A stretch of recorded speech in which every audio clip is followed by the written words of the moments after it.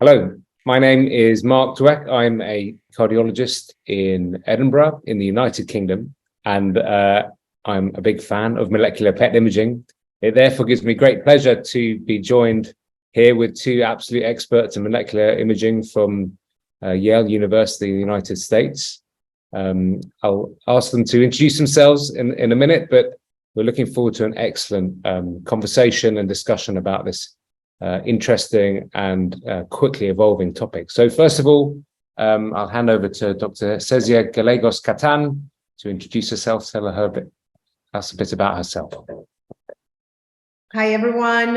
My name is Cesia Gallegos, and I'm an assistant professor at Yale University, and I'm part of the advanced imaging group, where I have the joy of working with our invited guest, Dr. Sadeghi, and thank you so much for inviting me to participate in this interview. Great, thank you very much. So next, it gives me great pleasure to introduce our interviewee, a real expert in the field, Dr. Mehran Sadeghi. Mehran, great pleasure to have you with us. Looking forward to hearing your thoughts. Thank you very much for helping us. Oh, thank you, Marc and Cesia. So I'm Mehran Sadeghi. I'm a professor of medicine at Yale University and a staff physician at the VA Connecticut healthcare system. And I'm the principal investigator of the cardiovascular and molecular imaging laboratory, which is based both at Yale and the VA. Fantastic. So I guess we'll make a start right at the beginning. Dr. Sadeghi, please could you tell us how do you define molecular imaging? What is molecular imaging in cardiovascular practice? So to have a common understanding, the common understanding of molecular imaging nowadays is that it enables the visualization, characterization, and quantification of biologic processes taking place at the cellular and molecular levels within a living subject, and in general also patients, including patients. My interest in molecular imaging goes back to the end of my fellowship in cardiology, which included training in nuclear cardiology and vascular biology. At the time, I was looking for an area of research with direct relevance and implications with my clinical practice. And our chief of cardiology at the time, Dr. Barry Zaret, encouraged me to look back into cardiovascular molecular imaging. At the time, this was closer to a concept rather than a mature field. And this was considered a high-risk, high-yield endeavor that I'm glad that I pursued. Almost 25 years later, cardiovascular molecular imaging is now part of our daily practice that we read in the labs every day. We read the molecular imaging studies every day in the lab. And I'm confident that it will play an even more important role in advancing clinical practice and cardiovascular research in the future. Thank you, Mehran, for that wonderful introduction. So you were talking about, how we currently use molecular imaging in our daily practice in nuclear cardiology. So what would you say are some unmet needs in advanced cardiovascular imaging that are actually, currently being addressed by molecular imaging? So, as we all know, there has been a lot of progress over the past 2-3 decades in cardiovascular medicine. There are new treatments and new imaging tools, and combined, these have led to a reduction in cardiovascular morbidity and mortality. Despite this, still cardiovascular diseases are a major cause of morbidity and mortality in the world. And indeed, we do have a number of diagnostic gaps that many of them could be addressed by molecular imaging. Some of the examples are, they are in all aspects of cardiology. Examples are in, for example, heart failure. We need better tools for phenotypic characterization of cardiomyopathies.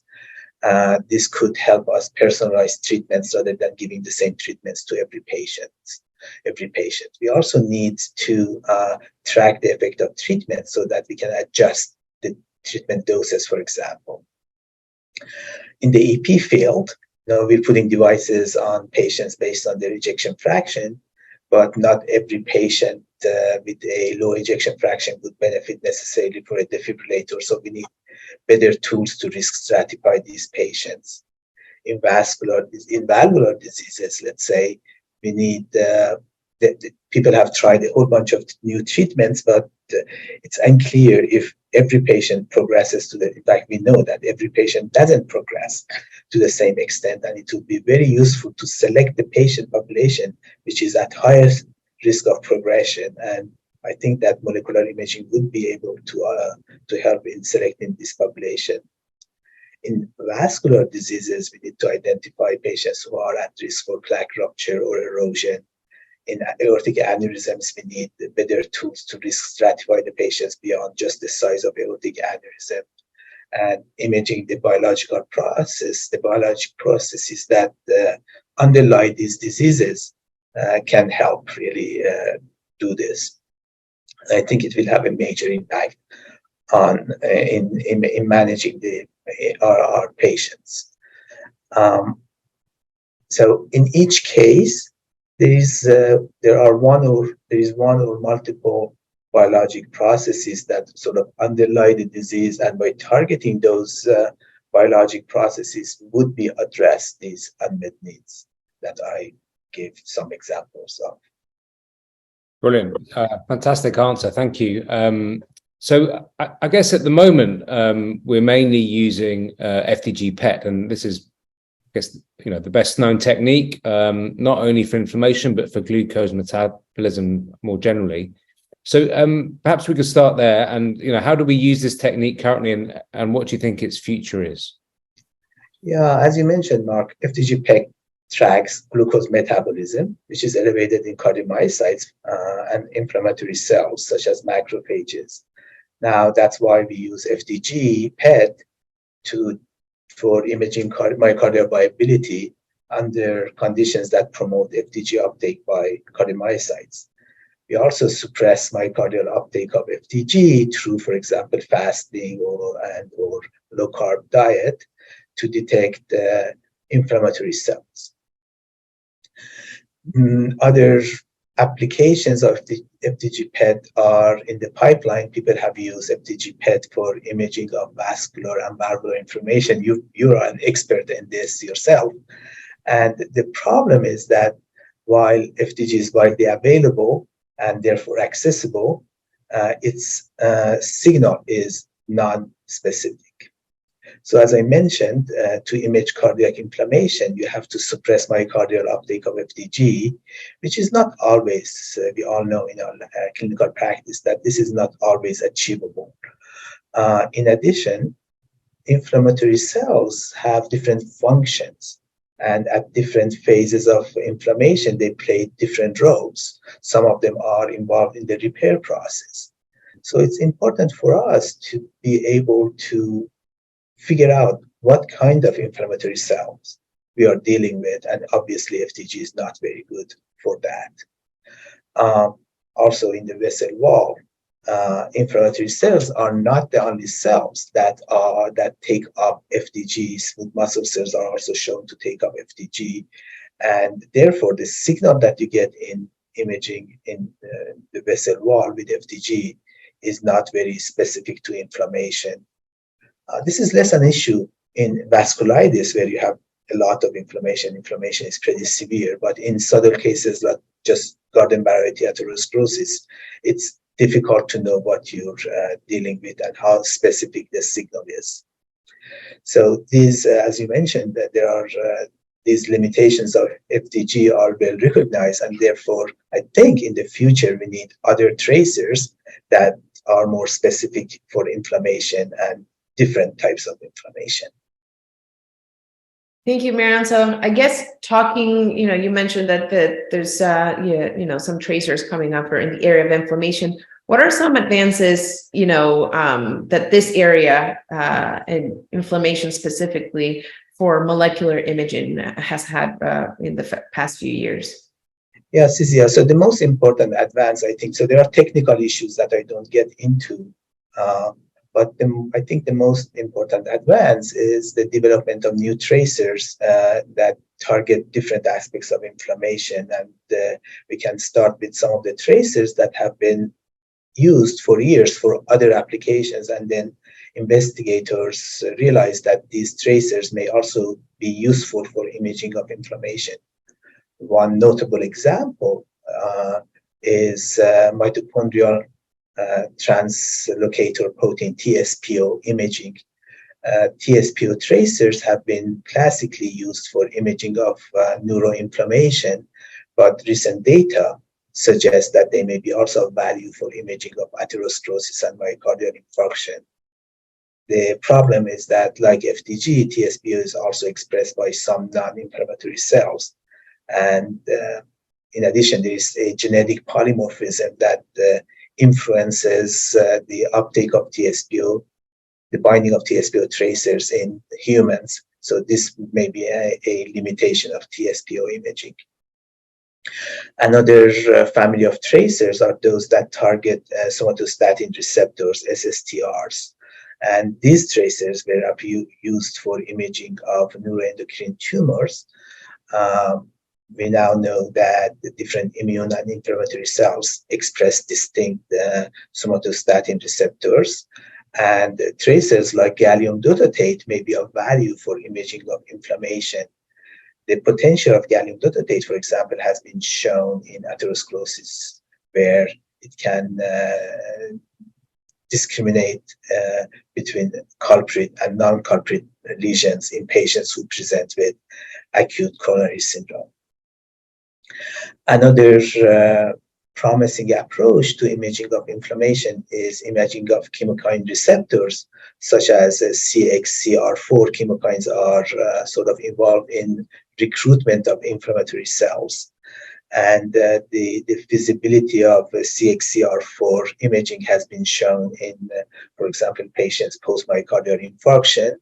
And the signal was shown to correlate or to represent leukocyte infiltration. Another example is CCR2 targeted tracers that are in the pipeline, and first-in-human studies have been recently done with them. One of the problems with these tracers is that the signal may not be strong enough, and there is always this issue of signal to background that we have to deal with this. On top of this, there are a number of tracers in the pipeline, mostly in the preclinical setting, that target inflammatory cells directly or indirectly. Integrin-targeted alpha-v beta-3 integrin-targeted imaging was introduced for imaging of angiogenesis, but we know also that the receptors, the targets, are also expressed on macrophages, and maybe it can be used for this purpose, although the signal may not be very strong.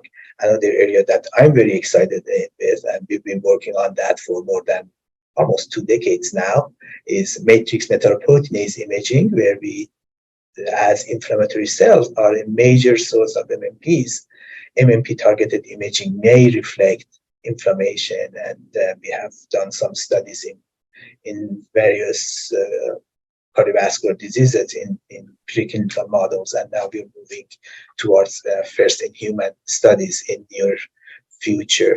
And finally, people have developed tracers that target, let's say, CD4 or CD8 lymphocytes or CD68 positive macrophages, and using antibodies. And these are used typically for imaging of cancer stroma, but they may also have applications in cardiovascular diseases and help us to differentiate different types of inflammation. Combined, this is opening a large number of possibilities that I'm sure some of them at least will be translated into the clinic and really will affect how we practice medicine. Thank you, Mehran. I mean, I totally agree. I think that this is such an exciting field because of the availability of all these new tracers that are coming online for human application. And of course, these tracers now extend beyond inflammation. So could you tell us a little bit about some of the disease processes that we can now target with molecular imaging, and what tracers most excite you? So there are in fact, almost every disease process biologic process that we can think of, people have developed tracers on, which are at different stages of evaluation: thrombosis, calcification, proliferation, cell death, apoptosis, and so on. I'm a little bit biased on my side. I'm most excited with matrix remodeling, fibrosis. So I think that fibrosis is very important in many cardiovascular diseases, including cardiomyopathies, which are becoming more and more important in our field. And several new tracers like fibroblast activation protein targeted tracers have shown promising results in oncology and now in cardiovascular medicine. For example, FAP imaging may be useful for phenotypic characterization of cardiomyopathies. And in my lab, we work on developing MMP targeted tracers, matrix metalprotease targeted tracers that as I mentioned, are very important in matrix remodeling. And I think they would be of value given the role of remodeling in everything between cardiology, cardiomyopathy, atherosclerosis, aneurysm. I think they would have a broad application, and hopefully, if validated in humans, could be very impactful. So I think along those lines, what do you foresee, in terms of challenges or future directions of molecular imaging, particularly when in regards to like application and clinical practice? So,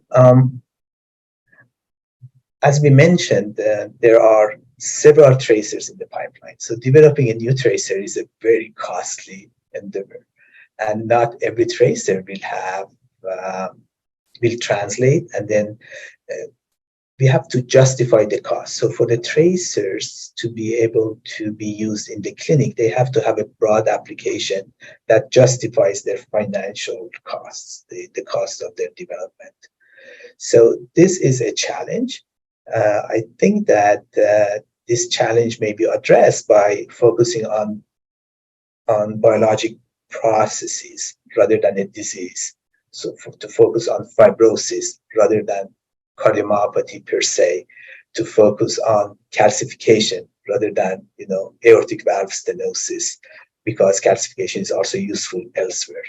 So by doing this, I think we will have broad applications, and not only in cardiology, but also other outside cardiology, other fields. So on top of this, I think this challenge, I think we will be able to address, we have addressed already in part these challenges with the new tracers that we have, let's say in imaging of sarcoidosis, amyloidosis, infection. So these are being addressed. But where do we go from here? So there are, I think that with the advances, there are major advances in instrumentation and technology.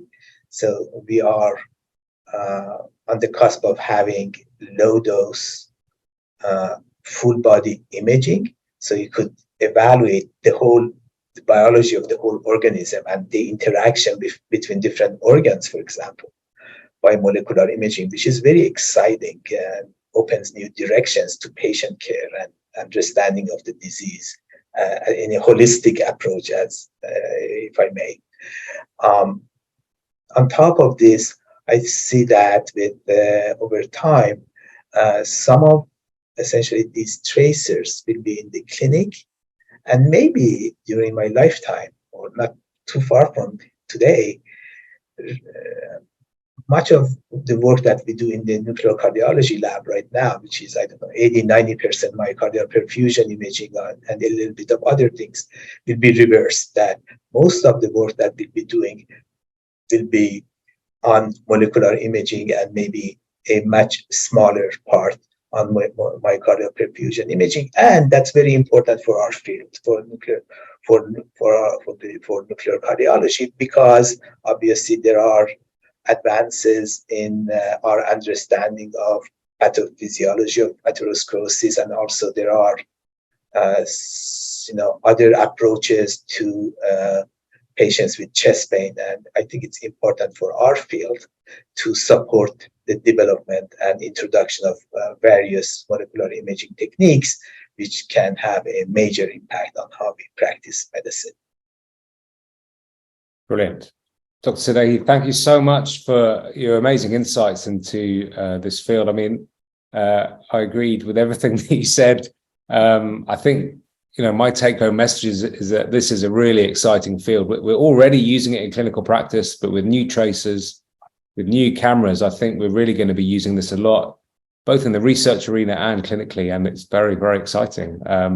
Thank you so much for sharing your insights with us today. I'd like to also thank Dr. Gallegos Kattán, my co-chair. Thank you very much for helping run this session. And finally, just like to thank the audience for listening. Thank you so much for your attention, and we'll welcome you to another one of these very soon. Thank you very much. Thank you, Marc and Cesia. Thanks a lot. Thank you.